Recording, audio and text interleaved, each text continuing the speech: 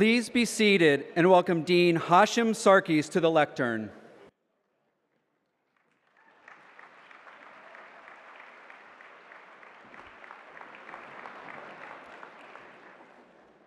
Look at you. Class of 2025, are you ready? Now, in Irish for our guest Mary Robinson, on will to rag. In Arabic? Forget it. Dear parents, families, and friends who have come here from all around the world, dear colleagues all lined up in full regalia, and dear Mary Robinson. As you can clearly hear, the class of 2025 is ready to receive their well-earned degrees from the School of Architecture and Planning at the Massachusetts Institute of Technology.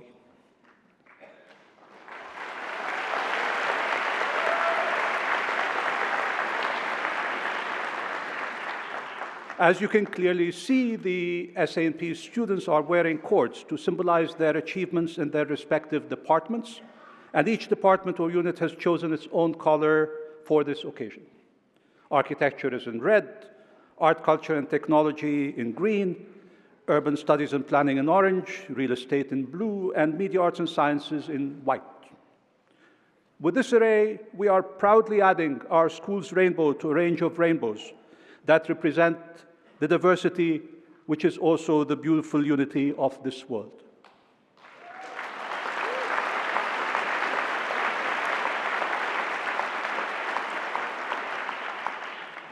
There is another rainbow that we should celebrate today, against the odds. That is the international rainbow of our graduates.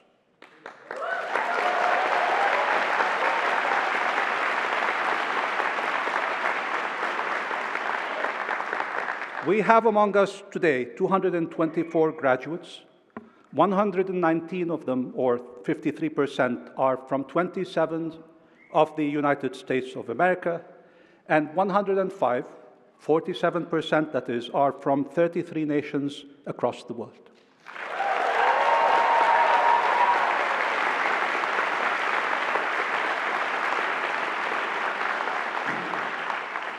If you ask my colleagues on stage about what distinguishes the class of 2025, other than being widely international, one quality stands out. This class, they all concur, is in a hurry. They came here from around the country and the world to study, but also to get back out there quickly. Impatient with our deliberations and machinations, they want to get things done. They want change. They want it now. As our guest Mary Robinson has observed, theirs is the first generation that has become aware of the significant impact of climate change on our planet, but also the last one that can do something about it. So, class of 2025, you serve the world well to be in a hurry. To celebrate your steadfastness and your international countenance, the School of Architecture and Planning is proud to announce the creation of the Class of 2025 Scholarship Fund to help support international students in their studies at MIT and whose work advances research on climate change in the world.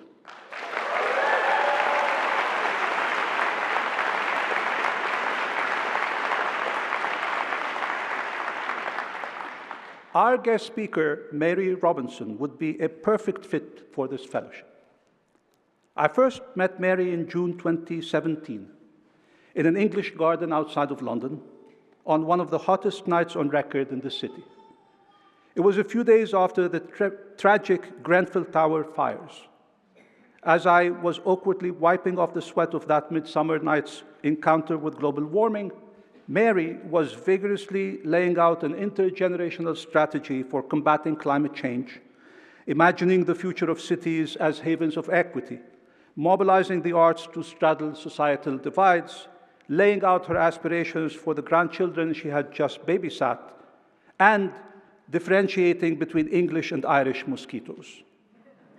In the heat of that night, she was already decades ahead of all of us, anticipating and taking on the injustices of a warmer future.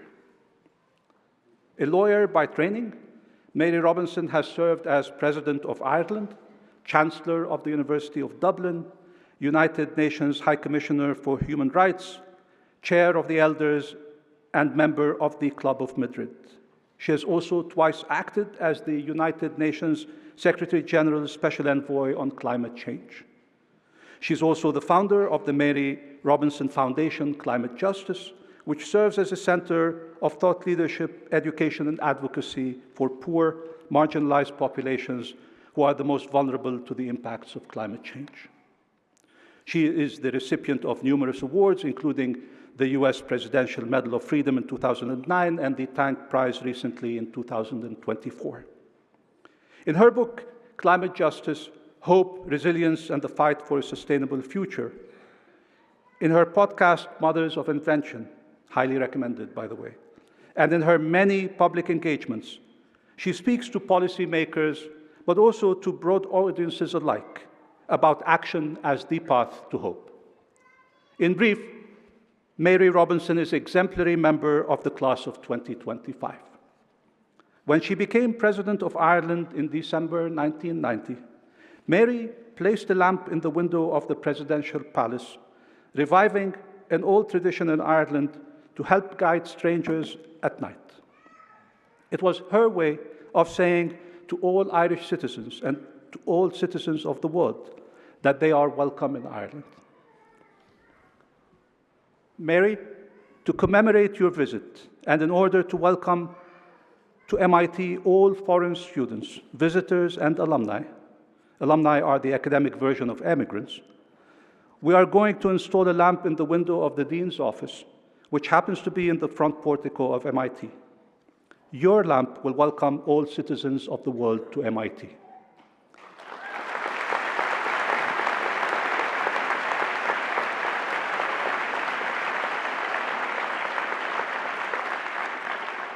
This lamp is a geoelectric sustainable lamp designed from ceramic and glass, very low impact on the climate, and designed by the Design Intelligence Lab here at MIT.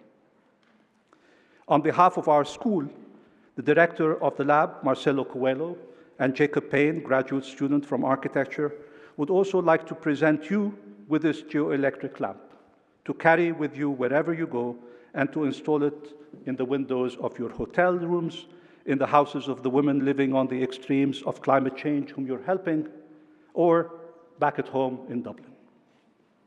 Thank you very much.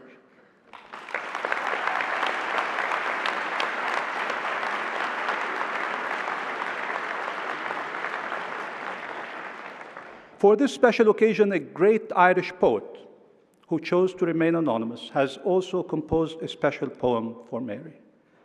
It goes, Mary has a little lamp, a little lamp, a little lamp.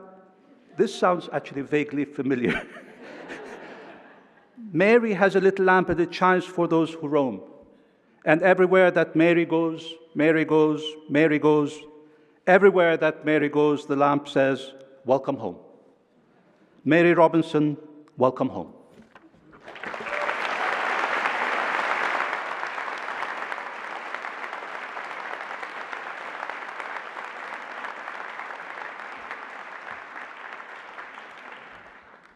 Thank you very much, Hashim, for those very warm words.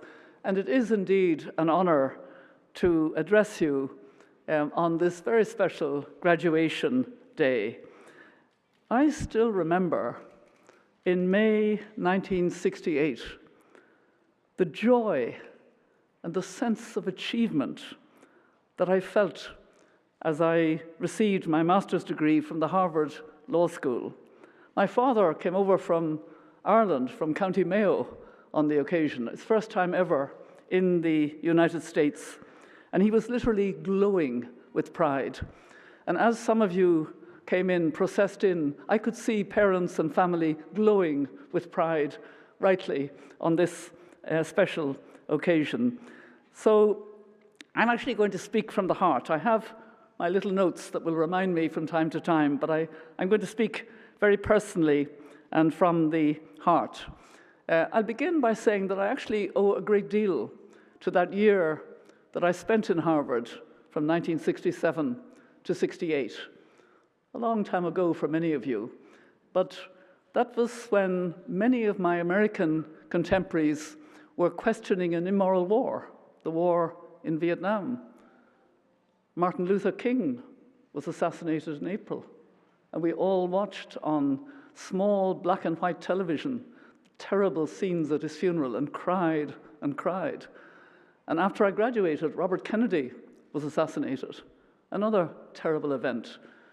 But actually, what I remembered and took from Harvard was what my young contemporaries were doing.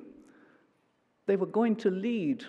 Many of my American friends were going into the civil rights in the south of this country, the poverty programs in the south. They weren't going into Wall Street to make money. I'm sure some of them were, but my particular friends I was very inspired by.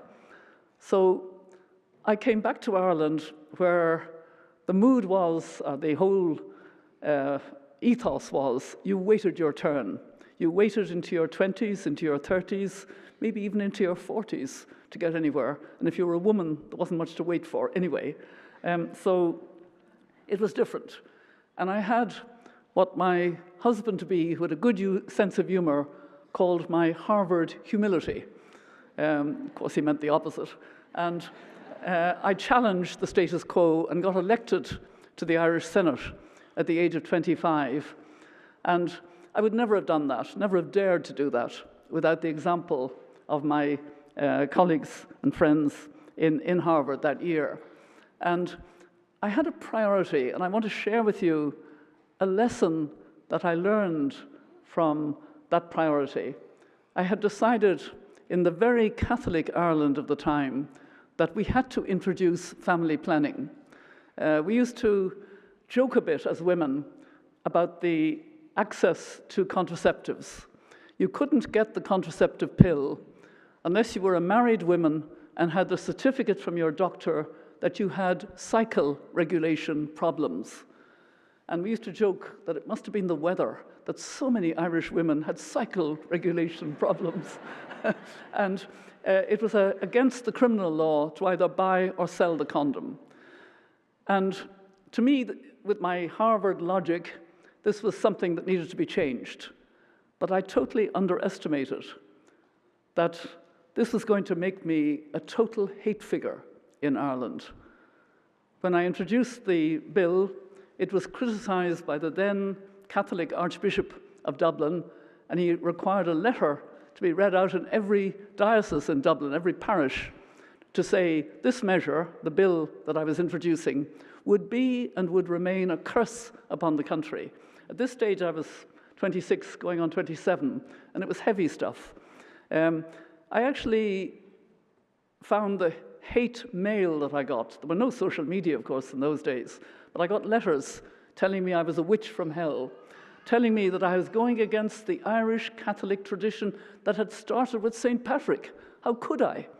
How could I do such a terrible thing? And it actually destabilized me.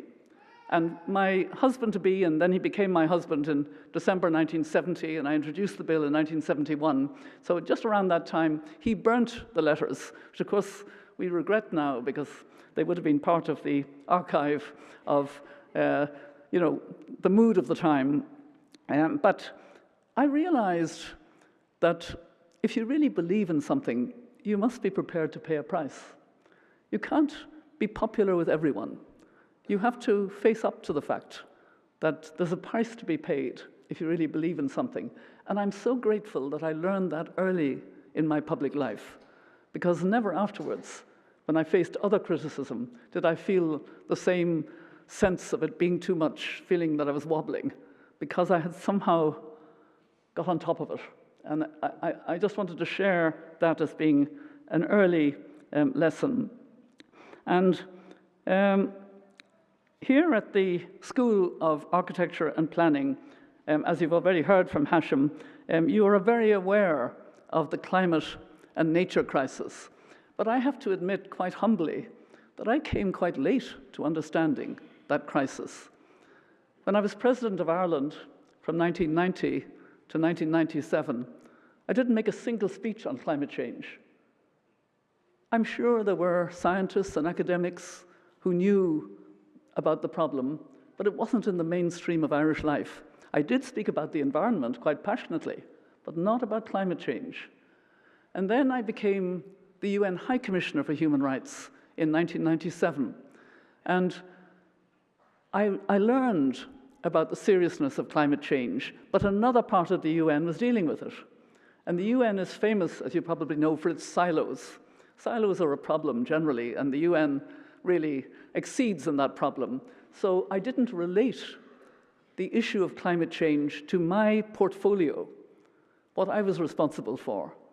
And what was I responsible for? Human rights, gender equality, the rights of indigenous peoples, the rights of people with disabilities. But I didn't make the connection. I was actually so busy trying to fulfill that huge portfolio and trying to make sense of it all and trying to move forward within the human rights framing without connection with the climate issue. And then I started a small organization called Realizing Rights and worked in African countries on the rights that really matter if you don't have them. Rights to food and water, health, education, shelter. I was also honorary president of Oxfam at the time, and I was wheeled out in different African countries, and I was amazed because it was so clear that the impacts of the climate shocks were everywhere.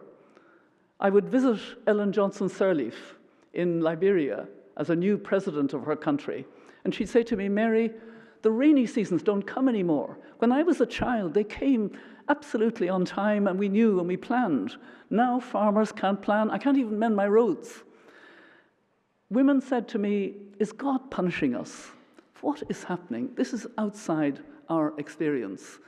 And so I came to understand the climate crisis through the lens of human rights. I was working on human rights. And I came, therefore, to what I call climate justice. And I think more and more this has now entered the mainstream, particularly of young climate activists, I'm very glad to say. And to me, climate justice rather, has about five layers, which I will just touch on very briefly. First of all, I learned, as I hope you also understand, that the climate impacts have affected the poorest countries, the poorest communities, the small island states, and the indigenous peoples much earlier and much more severely, and they are not responsible. Secondly, there is, of course, a huge gender dimension, because women have different social roles, different access to power. They're not at the table most of the time, and yet they have to make their communities resilient. And then, of course, we've learned, particularly from young people, even children now, the intergenerational injustice, the Fridays for Future and other marches of children in recent years and young people saying, "We're not at the table, we can't make the decisions. Please give us a livable future, give us a proper future." There's another injustice of a development sort which is more nuanced.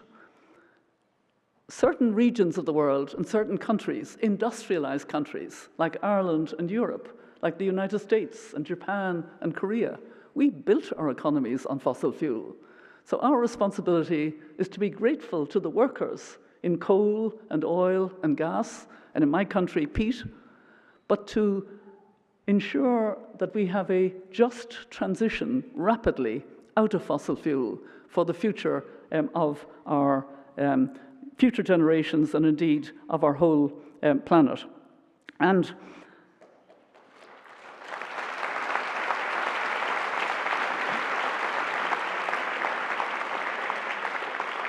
I was going to say, and somehow that truth has become more relevant now in the whole politics about climate, as you would be very well aware.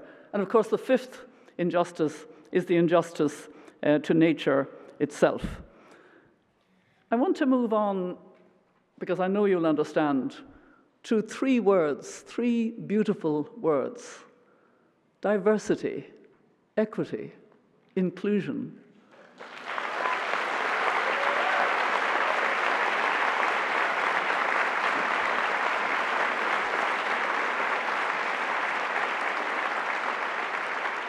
Those are beautiful words, and I've actually seen subtle ways in which they are included, even in this ceremony today.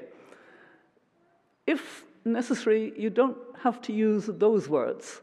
You can find equally appropriate other words if it's necessary.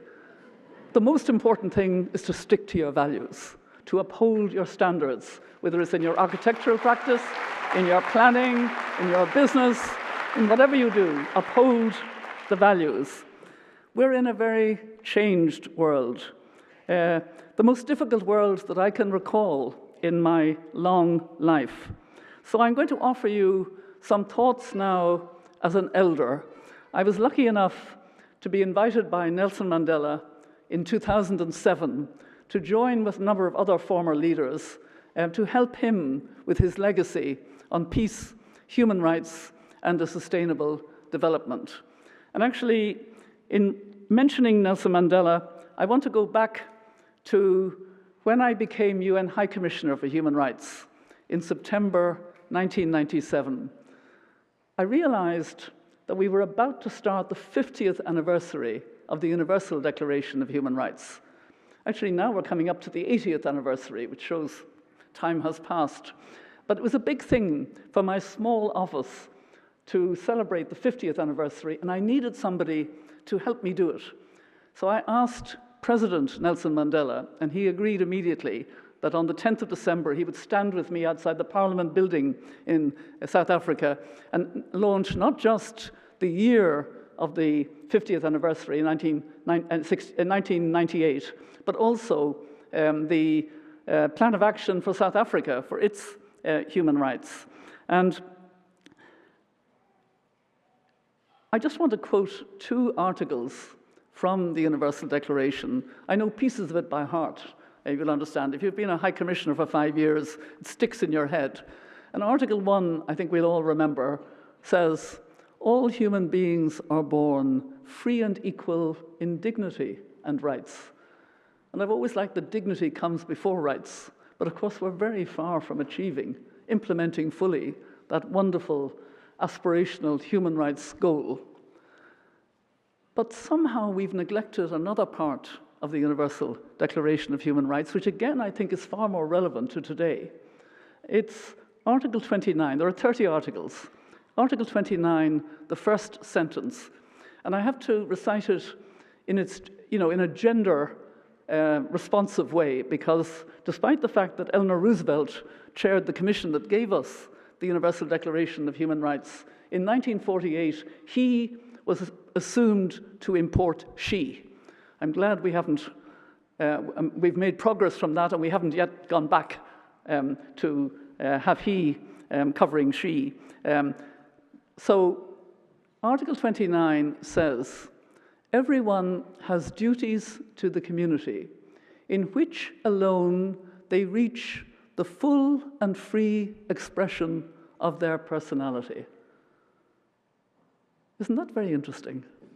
As a human rights concept, it's not Western and individual approach to human rights.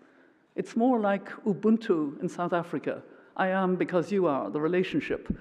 It speaks to mehel in my own country, Ireland, coming from the farming background in Ireland. And it means that you need to know that you have duties to a community. You can define community in so many different ways, but unless you do something about that, you yourself don't reach your full potential.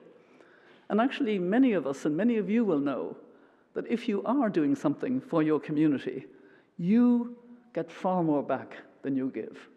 Most people who work for their community know that. You are enriched in yourself, and you know it.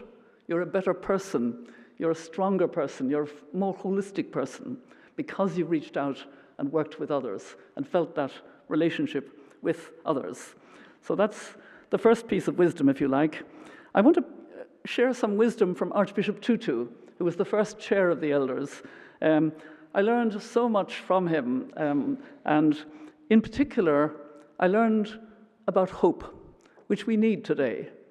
I was with him about 20 years ago in New York at a panel with young people, and they were on their iPads and their iPhones, and it was very early days of this technology.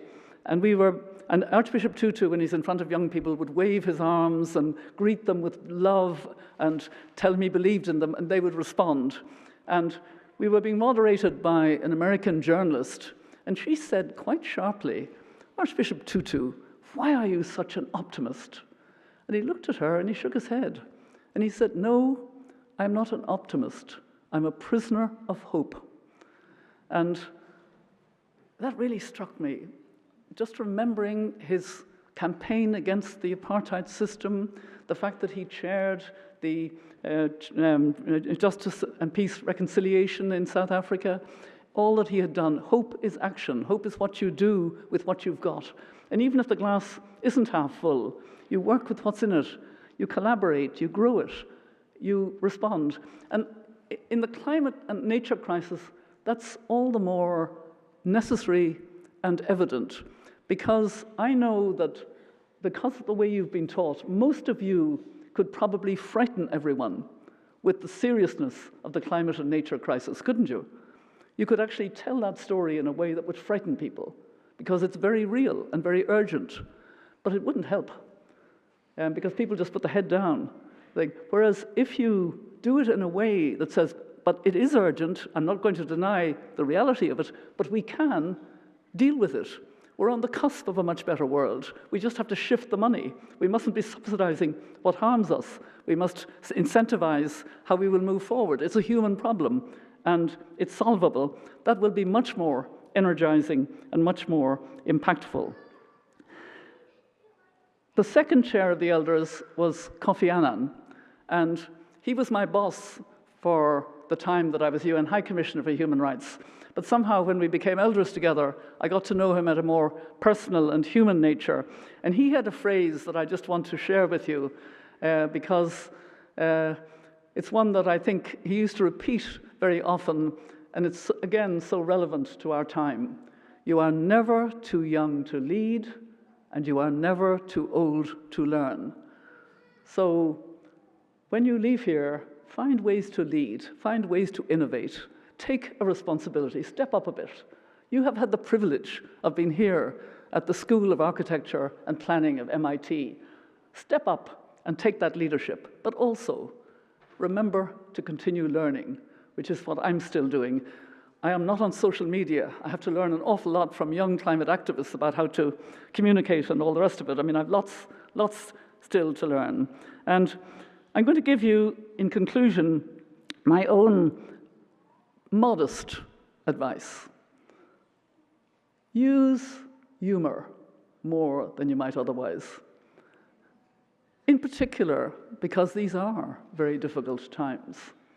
When I visited Northern Ireland during the worst of the Troubles, I was incredibly impressed by the black humor, the jokes about the situation, and it helps. It helps to kind of give you a sense of, through it all, we're human. And actually, if we think about it, humans, it's a very human thing to use humor. And humans are a lot better at humor than artificial intelligence is, AI, a lot better at humor. And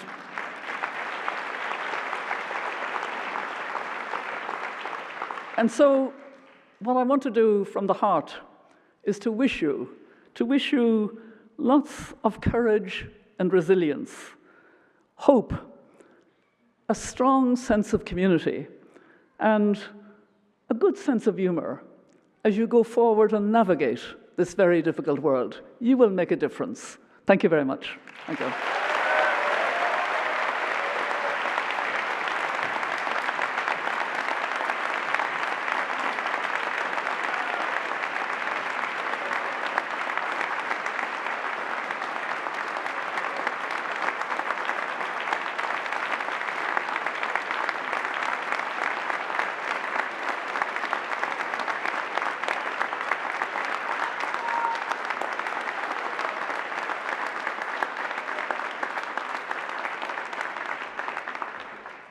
There you go. She's officially one of you now. Mary, thank you so very much. Now for the conferring of the degrees. The faculty of the School of Architecture and Planning are declared convened, together with this assembly, for the conferring of master's degrees, doctoral degrees, and academic hoods. The academic hood is a symbol of dedication to scholarship and attainment of the doctoral requirements defined by the Academy. We are proud to introduce MIT's newest scholars who will join the ranks of our colleagues worldwide. With your graduation today, the faculty of this institution recognize the achievement of our advanced degree candidates, and we welcome you as peers.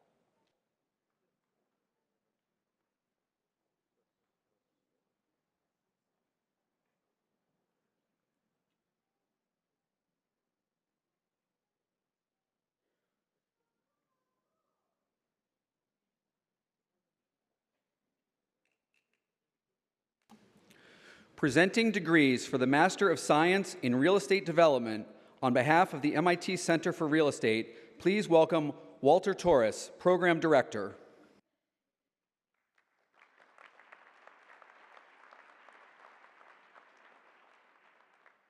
Vladimir Bogdashkin.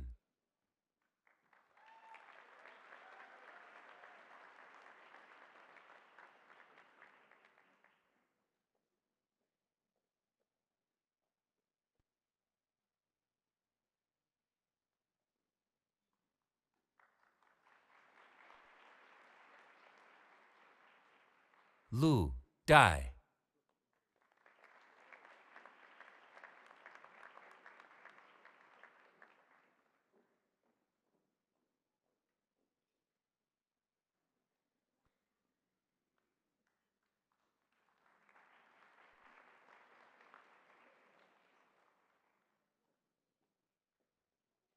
Logan Fawcett.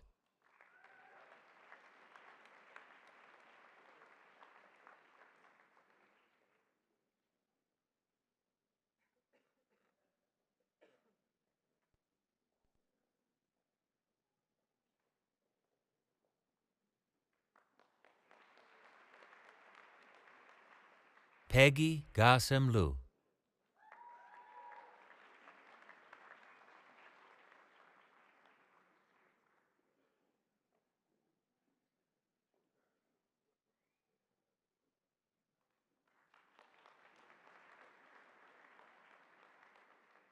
Adam Grounds.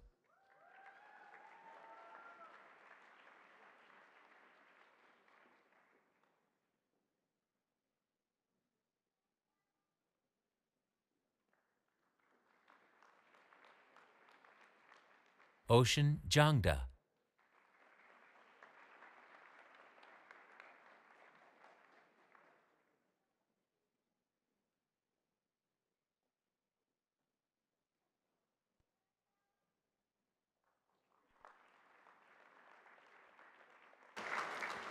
Kylan Jones.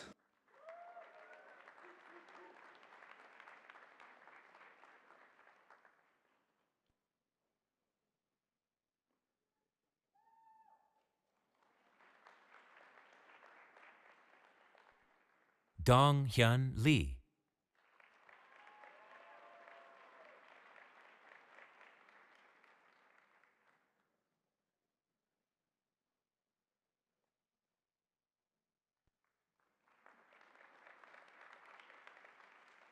Viet Nguyen.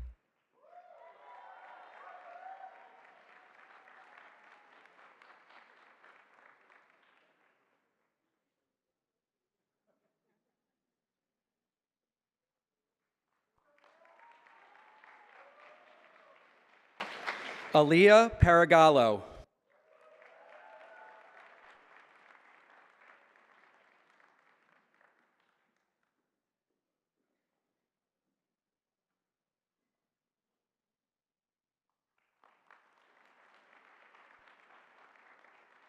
Richard Scott Poirier.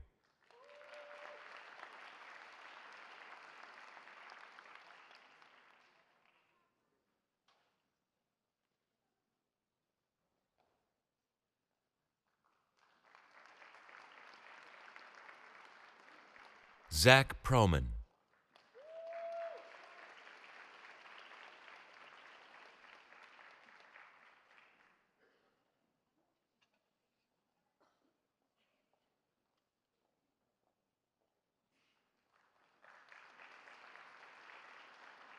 Neil Scott.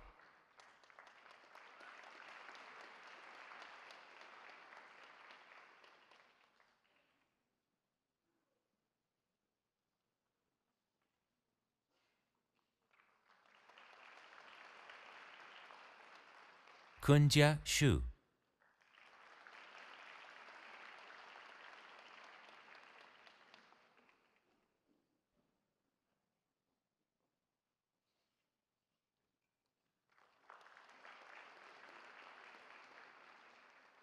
Yu Yan.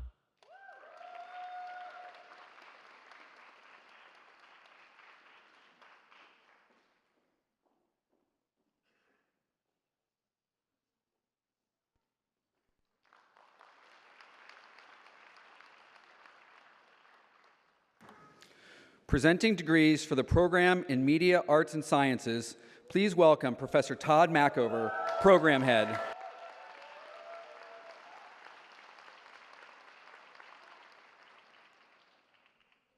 Master of Science, Gauri Agarwal.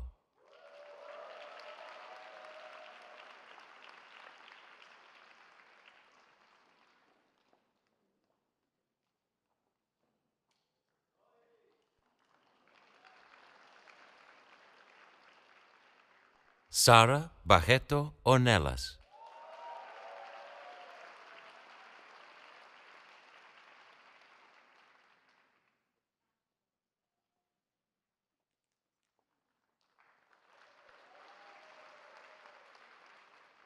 Wenya Tu.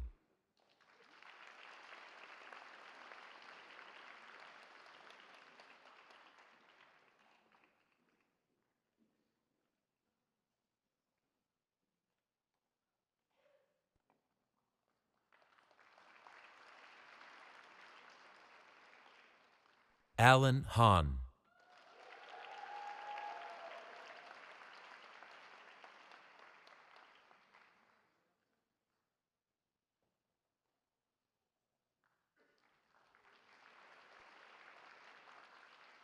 Nelson Hidalgo Julia.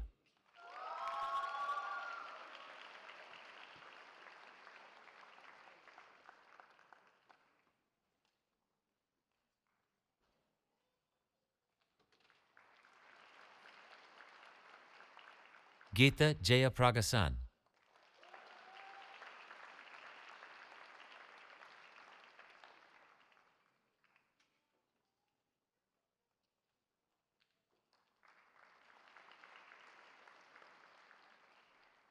Sung Han Lin.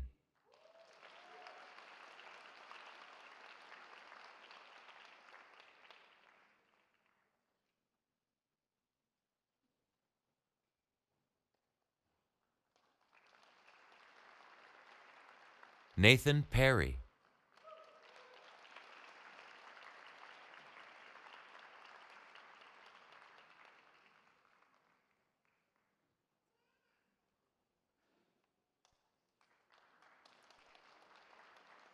Eleanor Poole Dayan.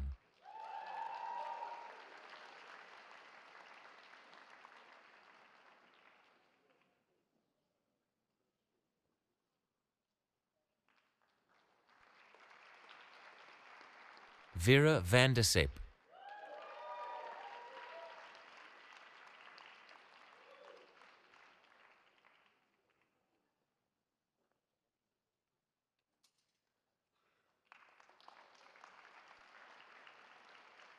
Wen Xin Xiao.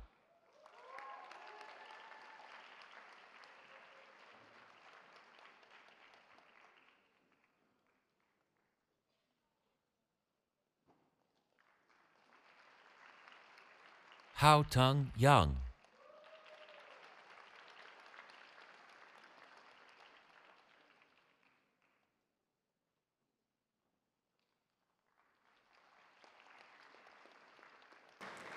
Master of Science in Media, Arts, and Sciences, Karishma Chadha.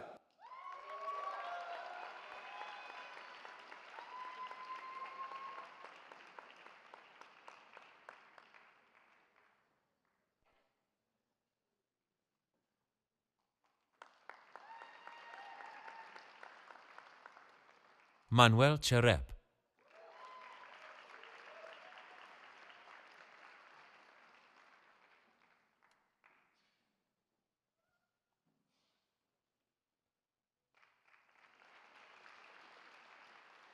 Yubin Kim.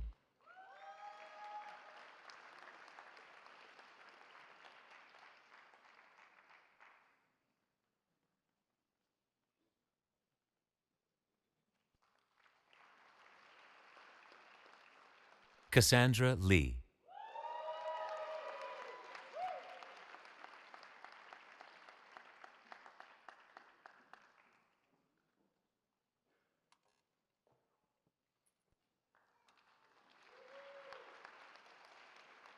Chance Jia Lee.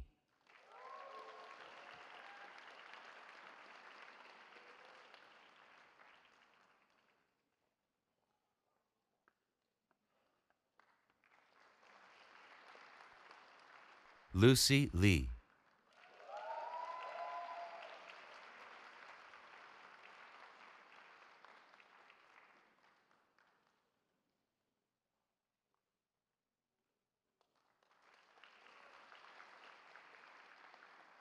Jessica Mindell.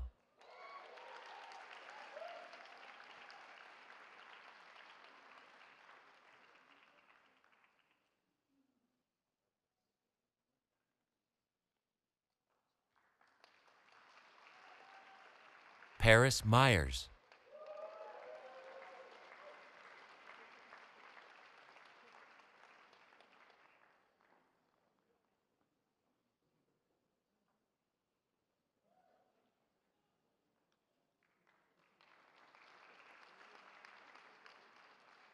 Daniel Pillis.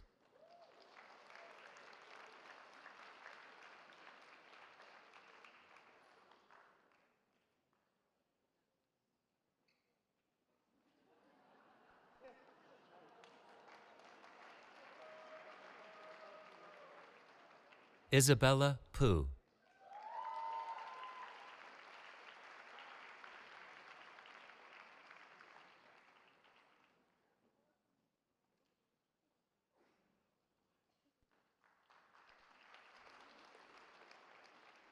Michael Wong.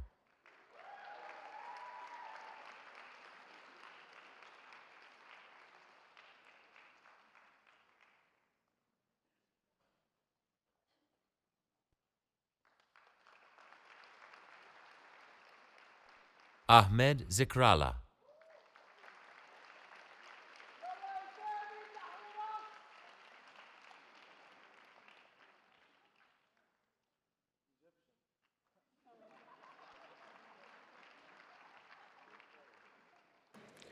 Master of Science in Media Technology, Eric Oduni.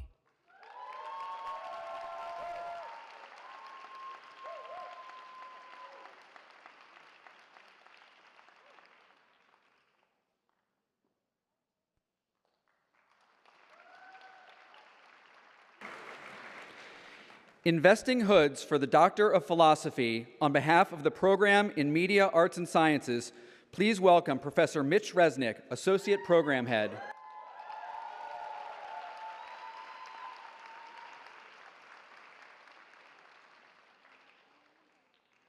Sai Krishna Manoj Kumar.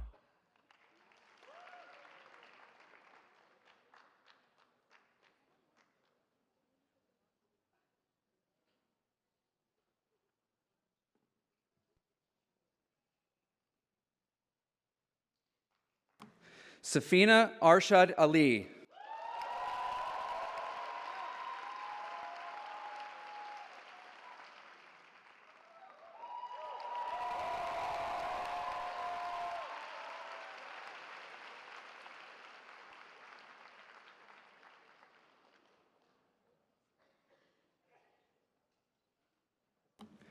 Alexandra Burke.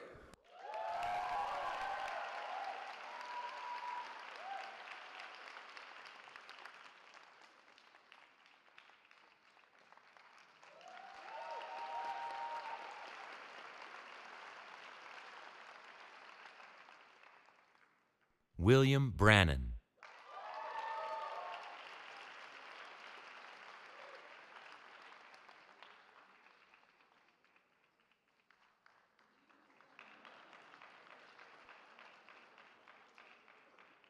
Joanna Buckthall.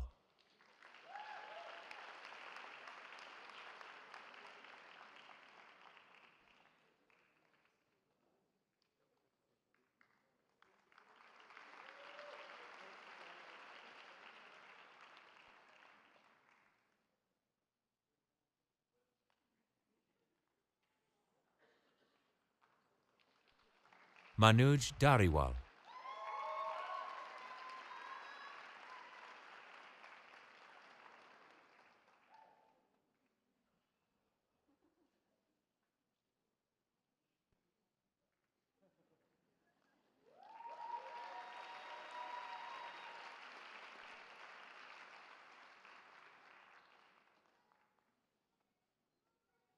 Shruti Dariwal.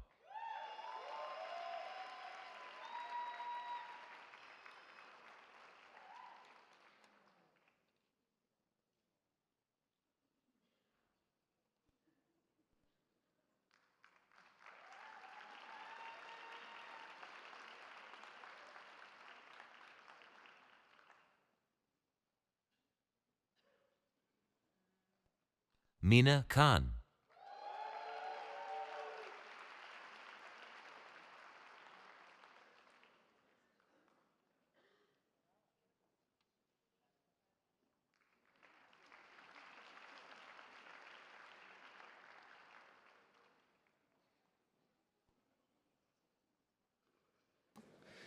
Snehal Kumar Sambhaji Gaiwad Neil.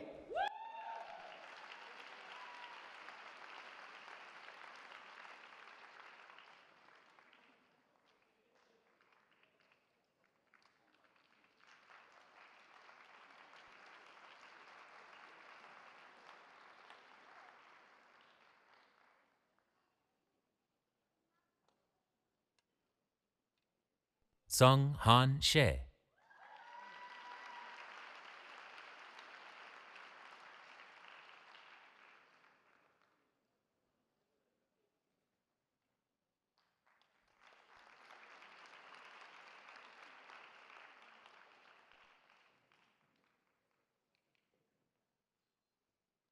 Abhinandan Jain.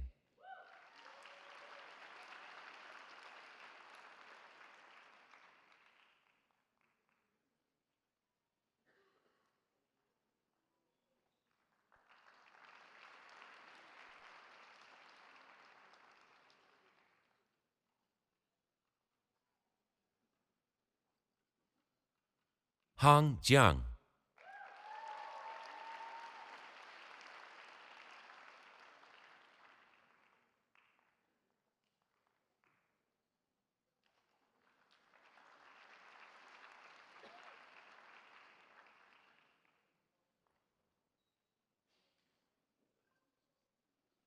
Joanne Saoling Leong.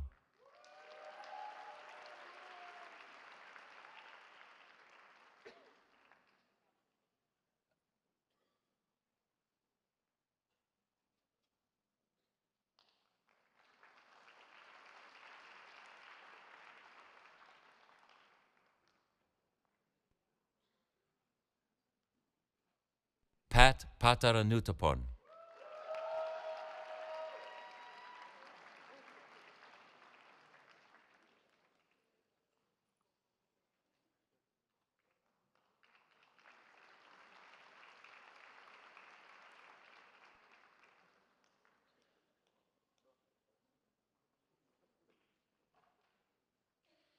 Carmelo Prezice.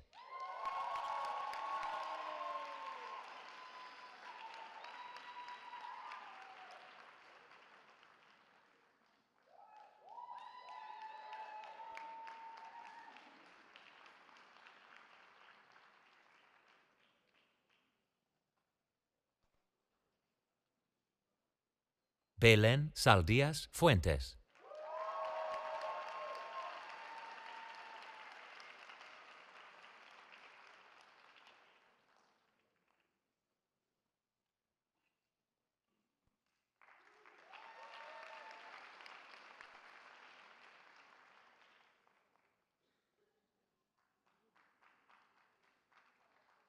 Ali Shtarbanov.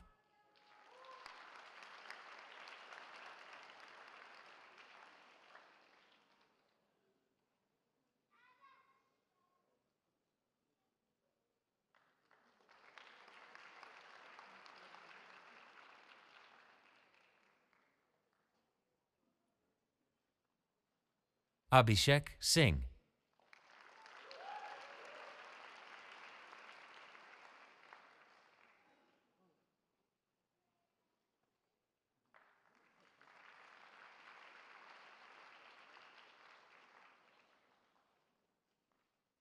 Nikhil Singh.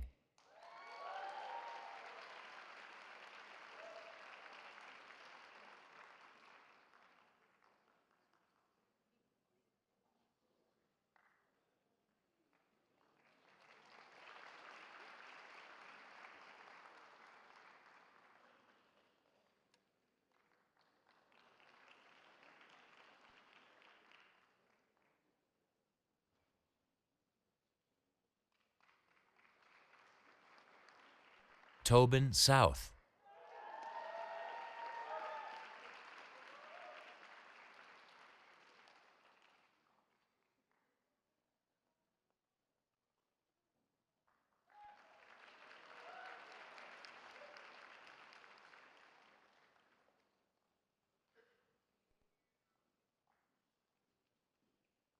Jaleesa Trapp.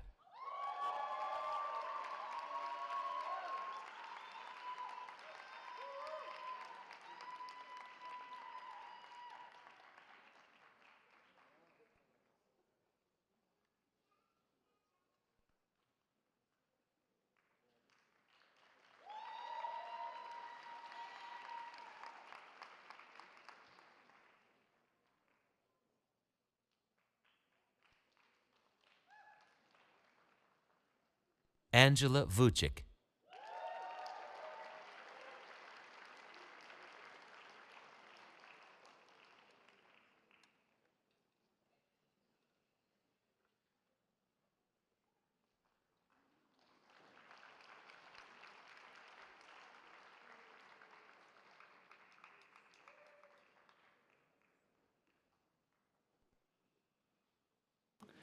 Irmandi Wichaksono.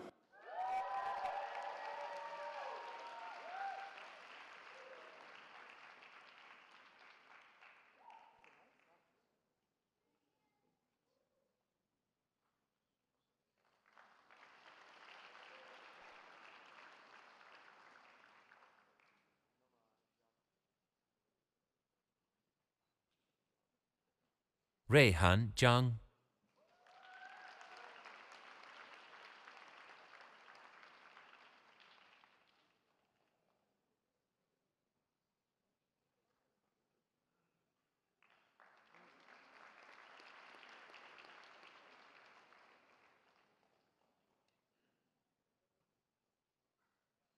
Ryan Jung.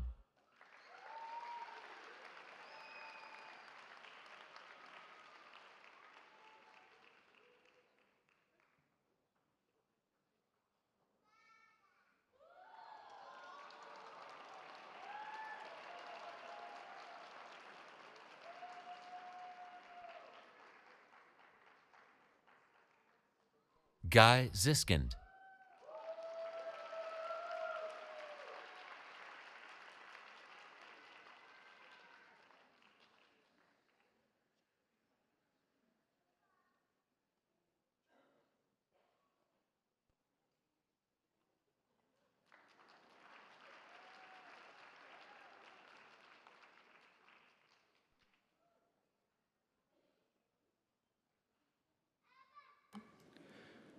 Presenting degrees for the Department of Architecture, please welcome Professor Nicholas DiMancio, Department Head.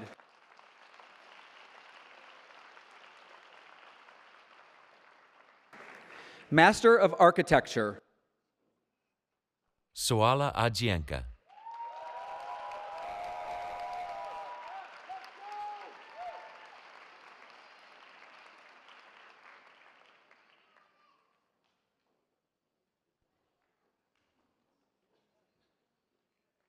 Gabriel Andrade.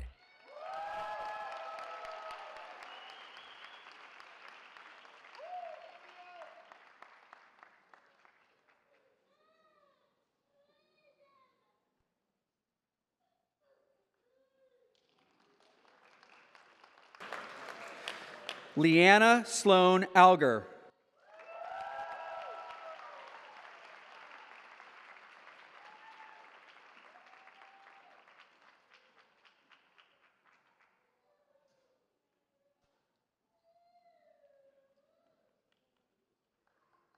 Tejumola Bayoa.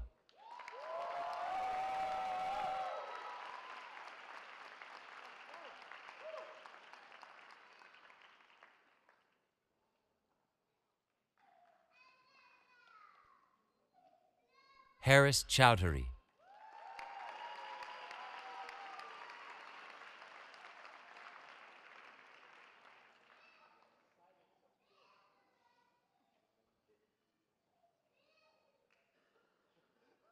Mara Diavolova.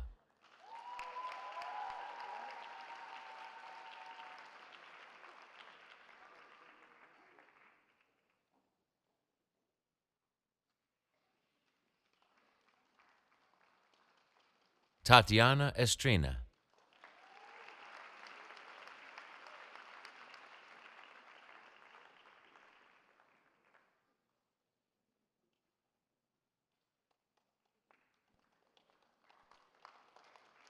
Charles Jansen.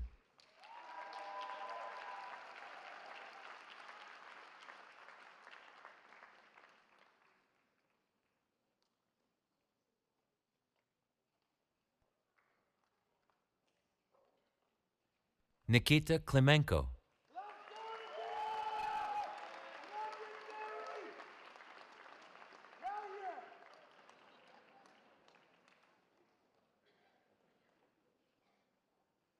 Courage Podo.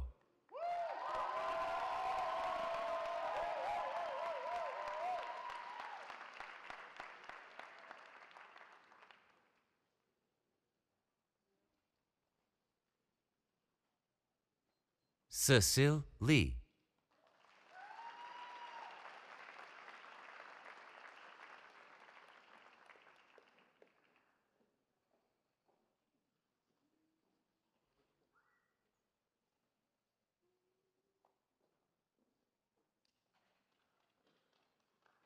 So Jung Lee.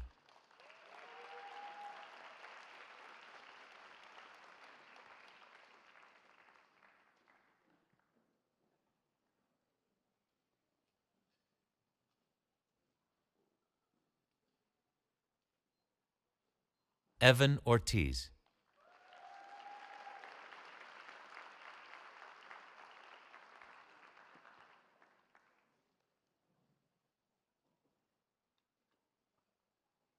McKinley Wong Shu.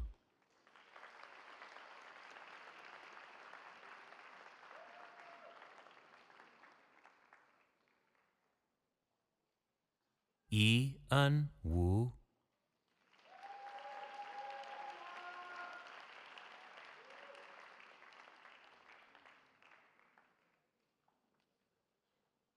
Jung Hyung Yoon.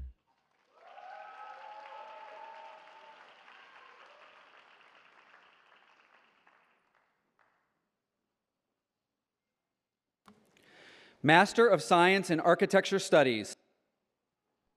Katerina Apostolopoulou.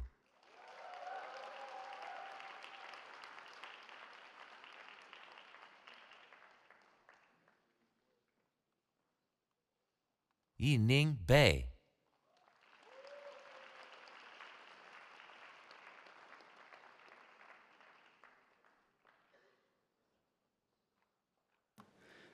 Lena Bondarenko.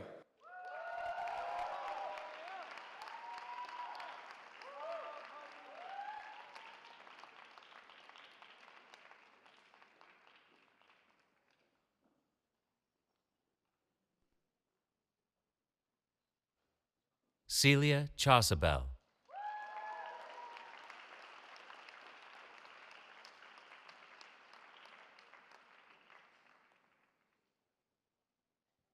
Yufei Chen.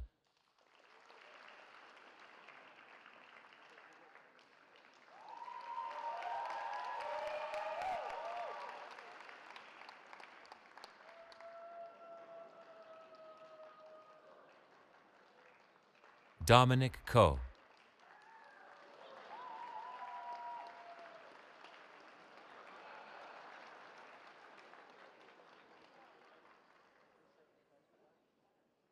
Ming Hao Du.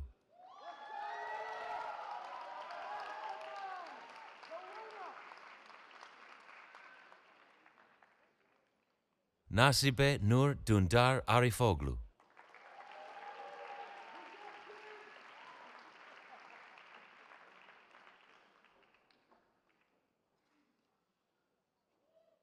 Haidar El Haq.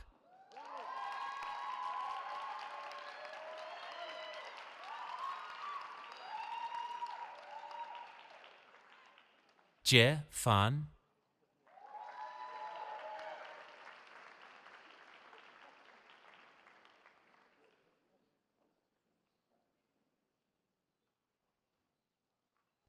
Jin Gao.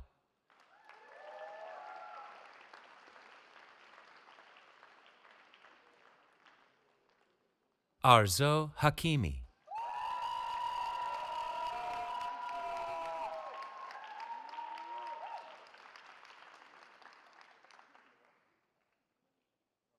Yewan Ji.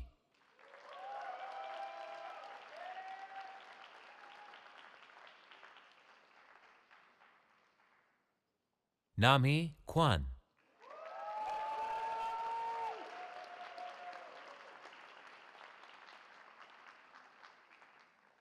Simon Lesina Debiasi.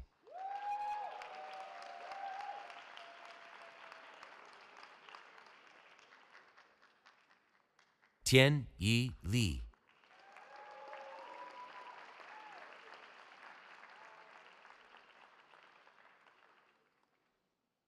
Daniela Martinez Chapa.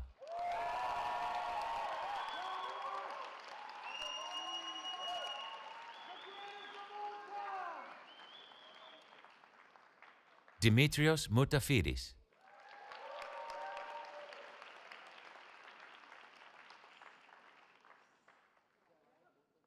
Geoffrey Mosoti Nyakyongora.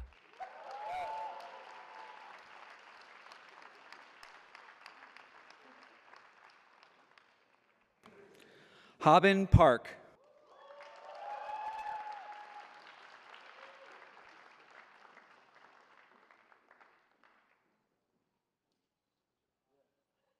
Kai Chung Zhuang.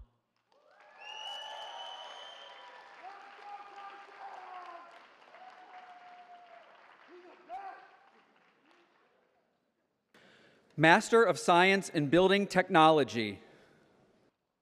Natasha Hurt.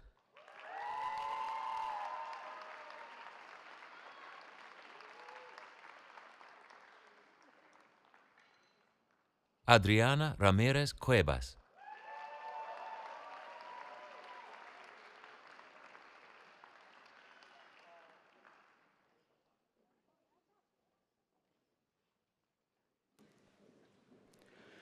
Presenting degrees for the Master of Science in Art, Culture, and Technology on behalf of the Department of Architecture, please welcome Professor Azra Akshamia, Program Director.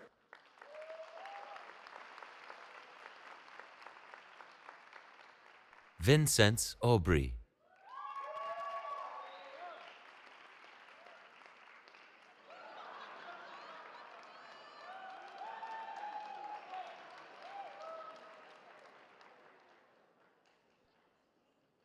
Frank Tsong Hao Tien.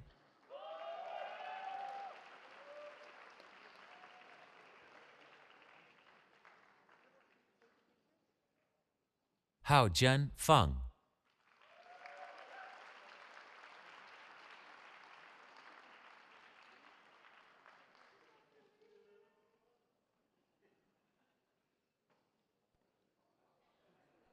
Brian Huang.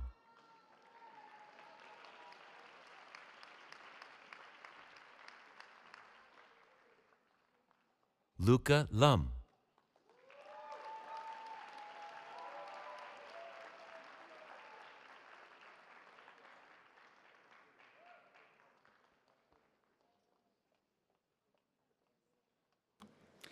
Investing hoods for the Doctor of Philosophy in Architecture on behalf of the Department of Architecture, please welcome Professor Timothy Hyde, Associate Department Head.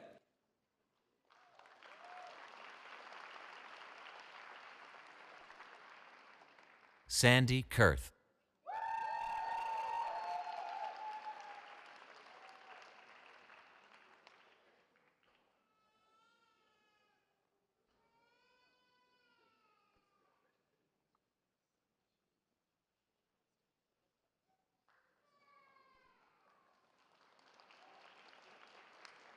Alessandra Fabri.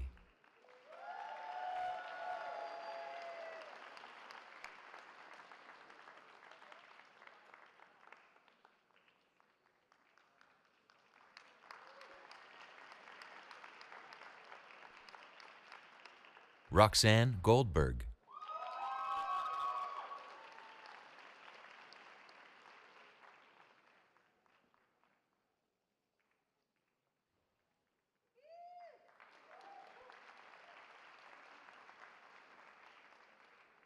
Ali Irani.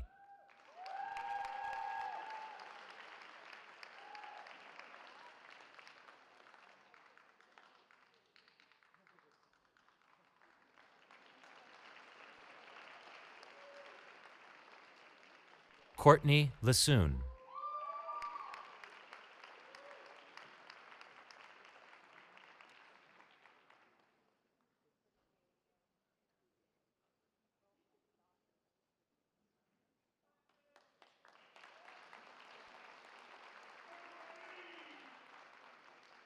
Xuan Luo.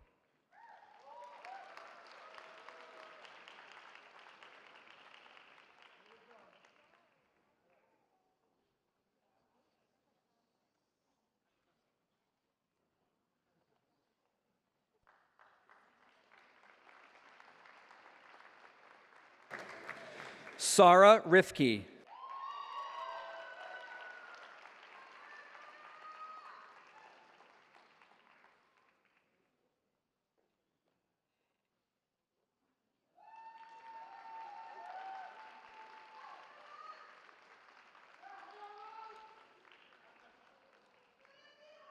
Indrani Saha.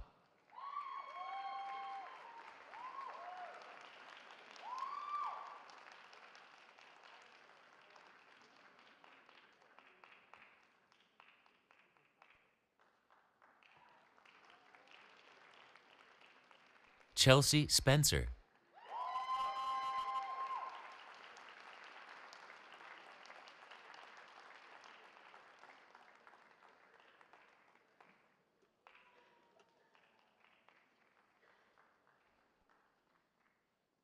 Woon Ki Sung.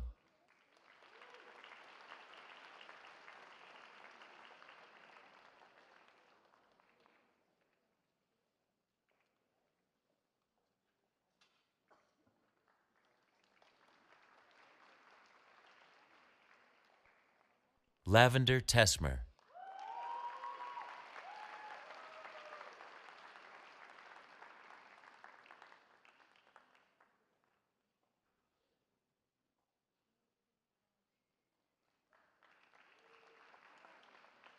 Ramon Weber.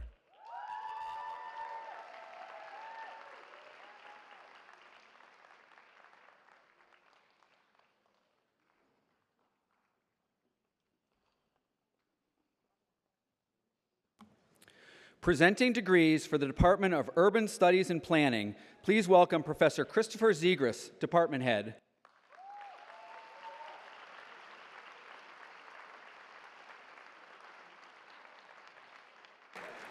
Master of City Planning, Victoria Avis.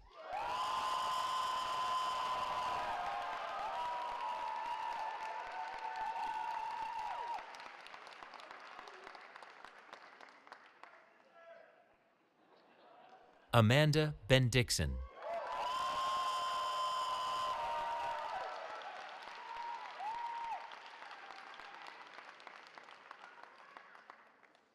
Mikel Bera Sandin.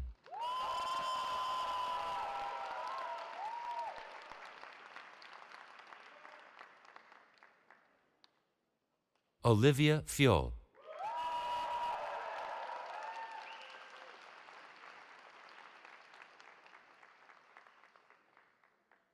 Lucy Corlett.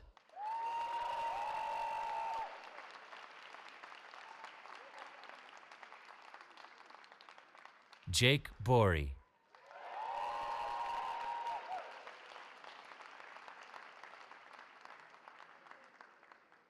Smriti Bahaya.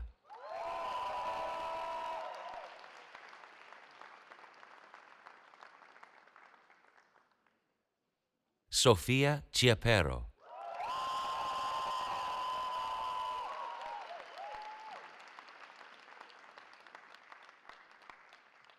Milan Chitani.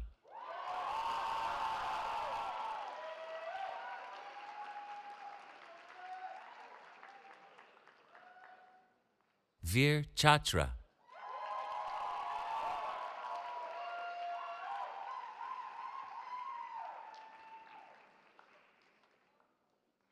Alula Hansen.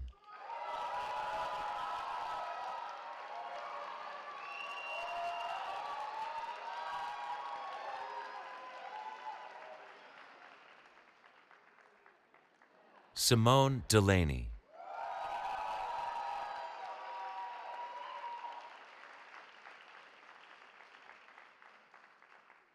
Mo Bradford.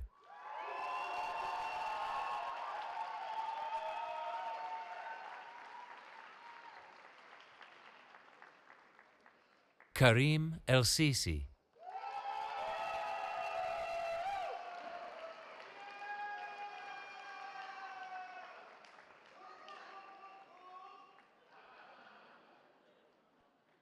Faith Cerny.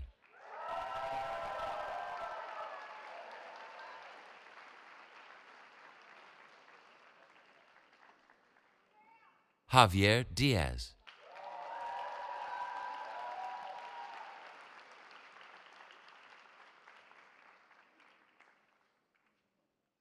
Curtis Dufour.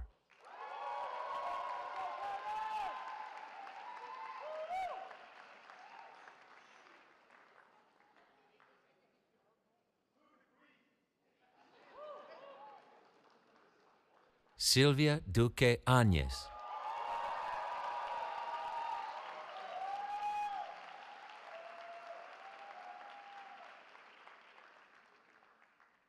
Zoe Sina Sklar.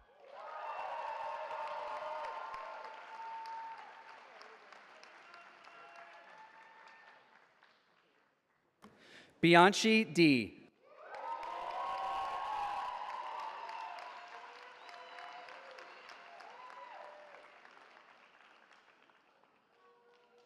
Zach Davidson.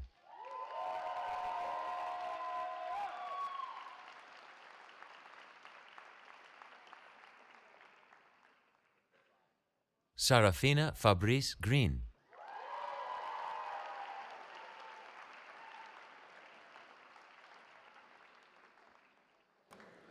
Webb Faribault.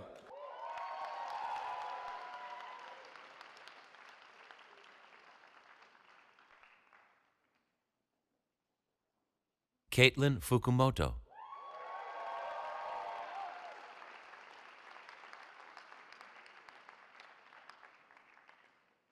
Isaac Gandeler.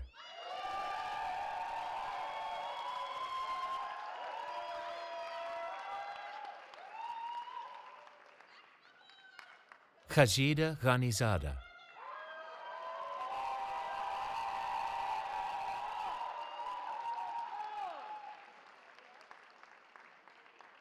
Shubi Goyal.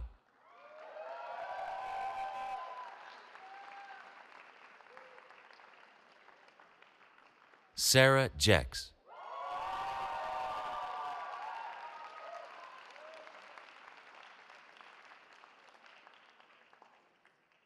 Brooke Jin.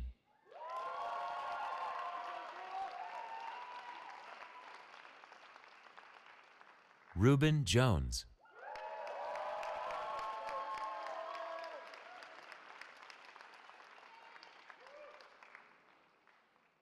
Will Jones.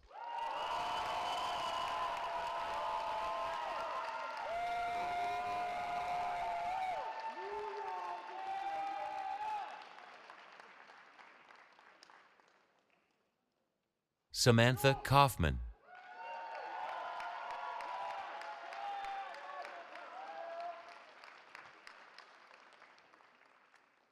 Yvette Kleinbach.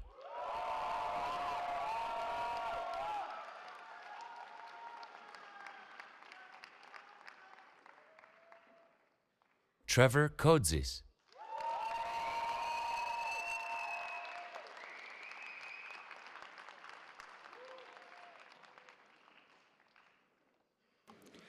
Nikita Sanjay Kulkarni.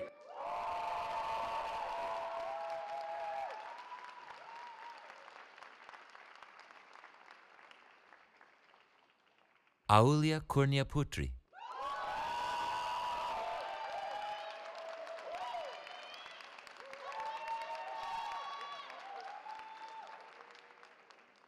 Hannah Liang.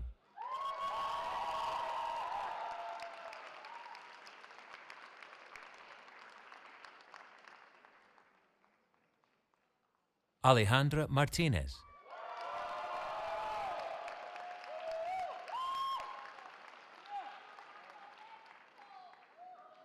Gabriela Martini.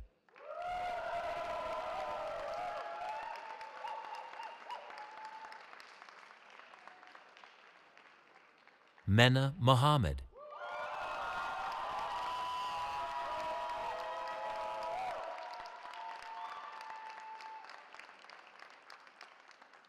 Daniela Morales.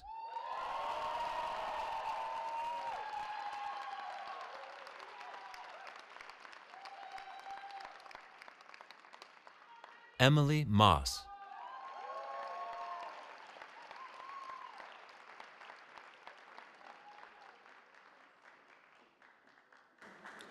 Aika Shakita.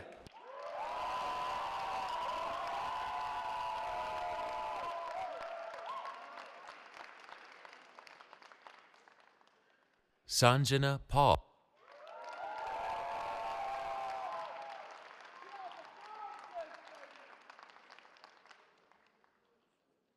Natalie Phillips.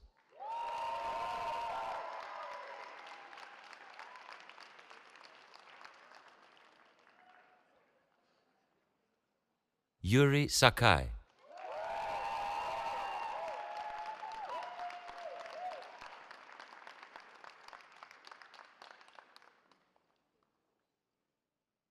Mesa Sati.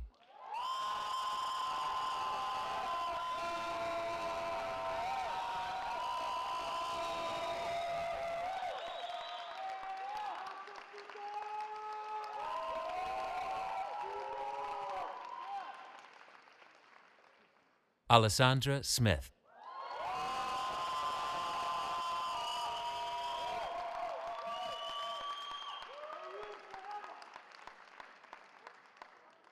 Mistaya Smith.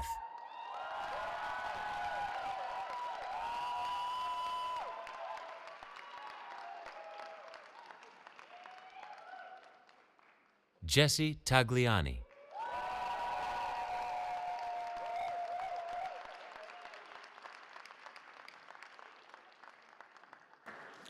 Archer Thomas.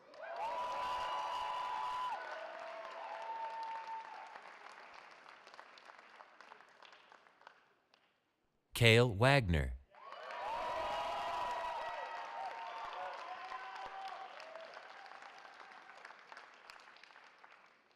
Nami Kwan.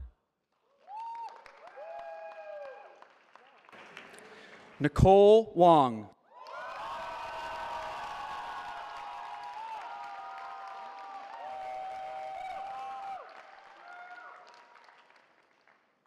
Franny Shi Wu.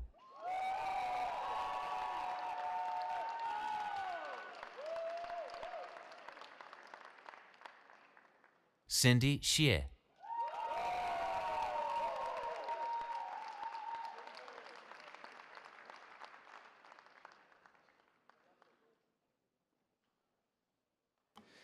Zi Ching Shu Becky.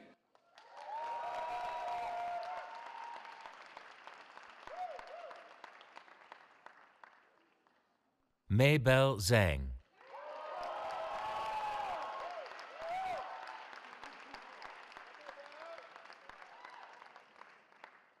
Manal Zia.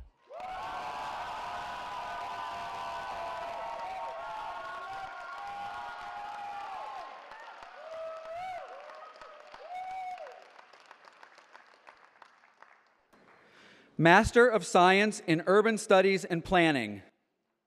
Claudia Dobles Camargo.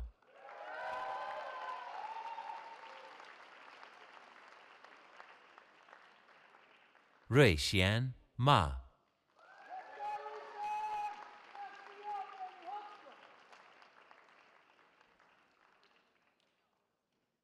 Kadeen Navarro.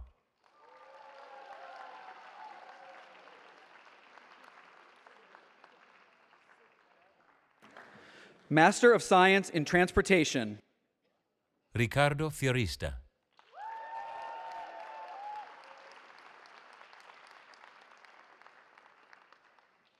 Seamus Joyce Johnson.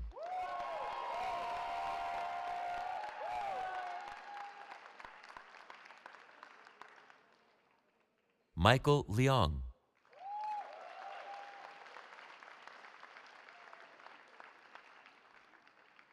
Tiffany Lim.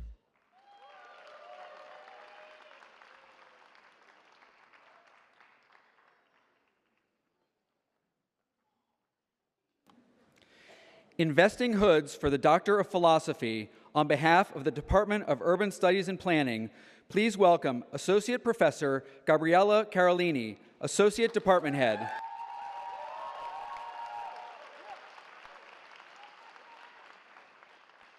Yi Chun Fan.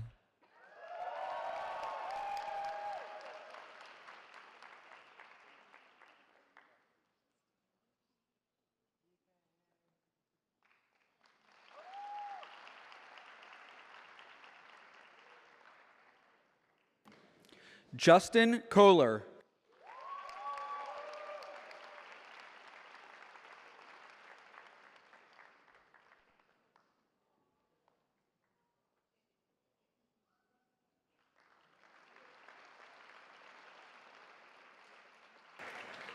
Juan Camilo Osorio.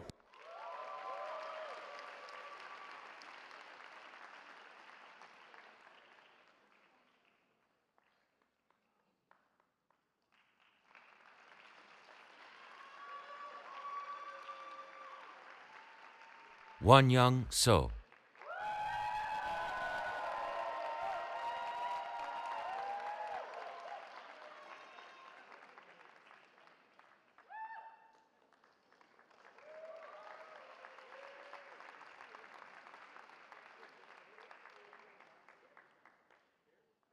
Brian Jonars Basana Spielberg.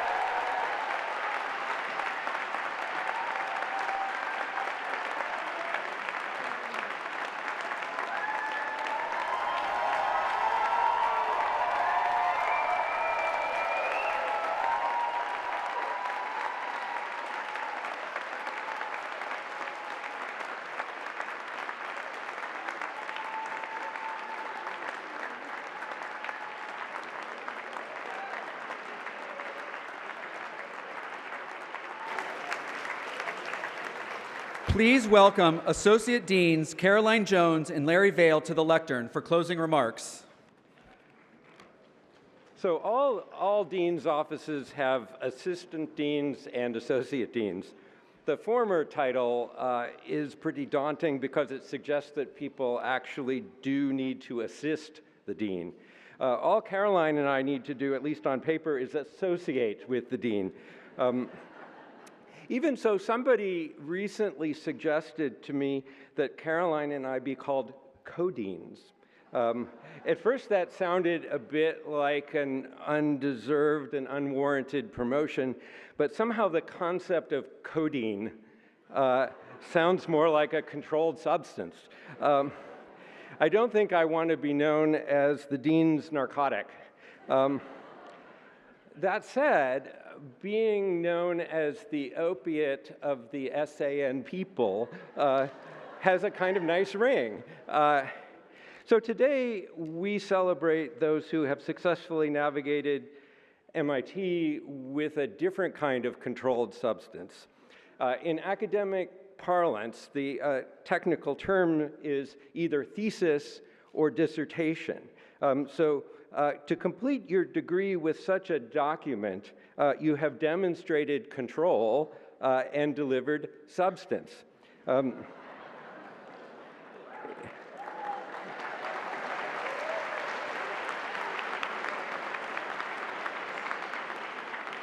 So in so doing, our school's graduates have continued to provide inspiration to each other, certainly, and also to the faculty and staff.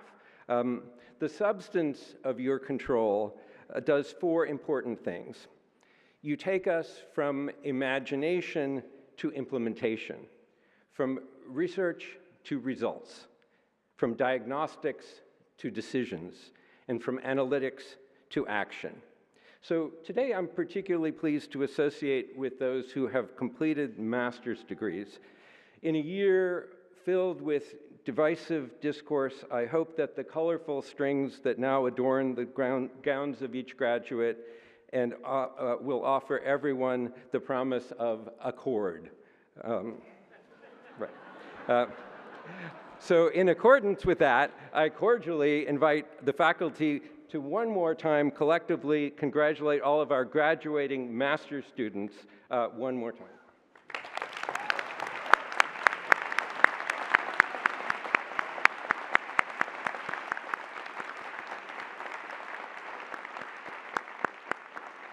As for our newest PhD alums, MIT can sometimes be a daunting intellectual place, but today your doctoral hoods are clearly the first things that in your whole academic education here that actually went entirely over your heads. So the hood is not a hoodie or another hat. It's actually just a reminder that MIT will always have your back. As you move to the forefront of your fields, you'll continue to hold the high admiration of your faculty peers. And before you depart, we want to give you a special also collective salute one more time.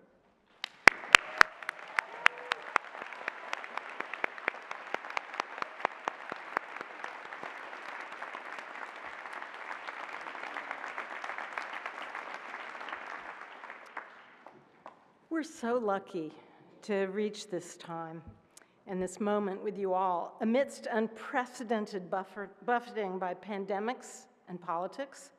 Here we are. It's powerful to bask in your justified pride and to celebrate along with your families and friends. Your hard work, real brilliance, and resilience have brought you to this moment. Like the well-known film Powers of 10 by designers Charles and Ray Eames, you found a way to scale your research from the smallest instance of a problem to the largest possible solution. While you're sitting for a few more moments, take that gift of scale and imagine yourselves with a new title. You're masters, you're doctors, but you're also geonauts, navigators and crafters of this beautiful planet. And here I'm just going to riff on Mary Robinson's wonderful speech. Some of you might actually be astronauts, but I want to summon the geobiosphere of this planet for a moment bringing us to imagine its terraforming by life. Sure, it took a while to get going, as you might have. Once chemicals found ways of linking up in primordial waters, energized by the sun, mysteriously self-organizing into what we now call life. Novel forms of carbon, biological ways of fixing calcium and silica, building glittering diatoms in shells. These were early steps in crafting the architectures of life.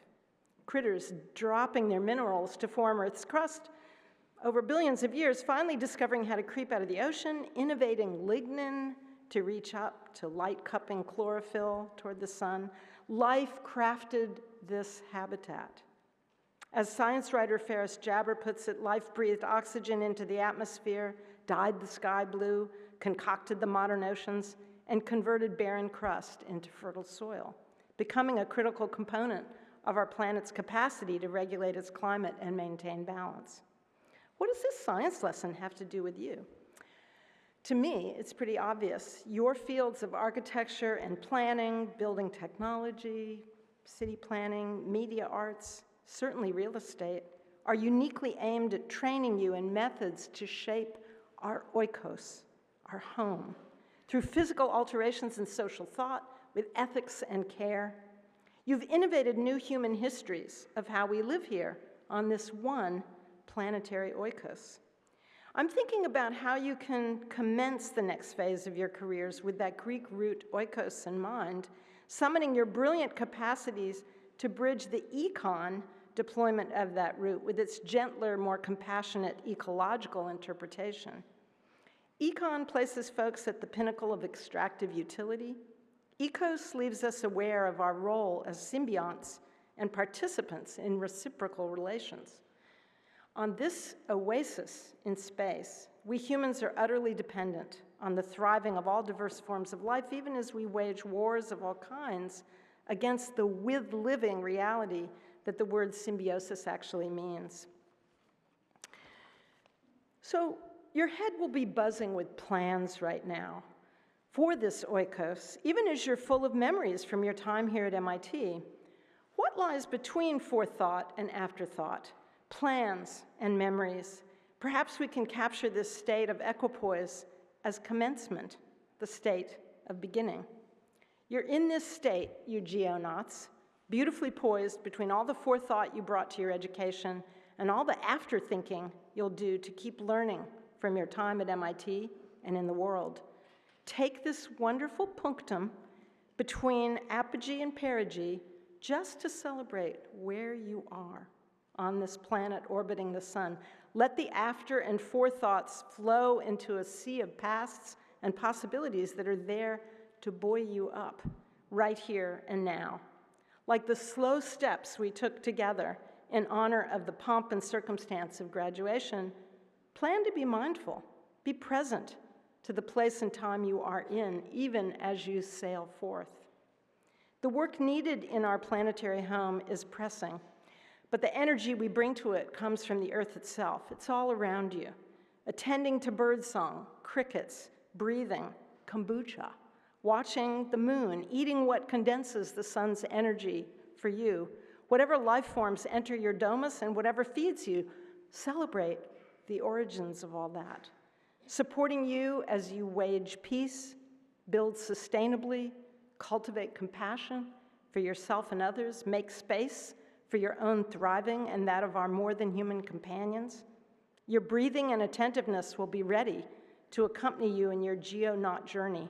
We'll be here to cheer you on. It's been a great privilege to learn from you and with you on your adventures in the School of Architecture and Planning. Be here now, commencing.